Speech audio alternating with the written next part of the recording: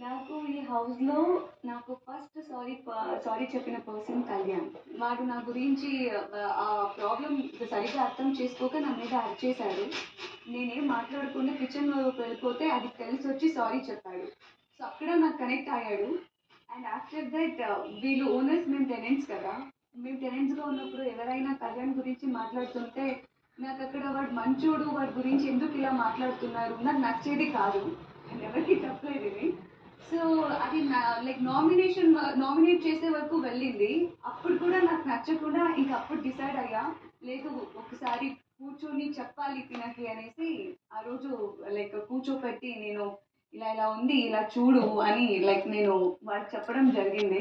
ఈ హౌస్లో నేను టాస్క్ అంటూ వస్తే, ఒక గేమ్ అంటూ వస్తే అందులో నేను లేను అని అంటే, నన్ను నాలో చూసుకుంటున్నాను ఒక పర్సన్లో అంటే కళ్యాణ్ పడాలా ఇస్ ద వన్.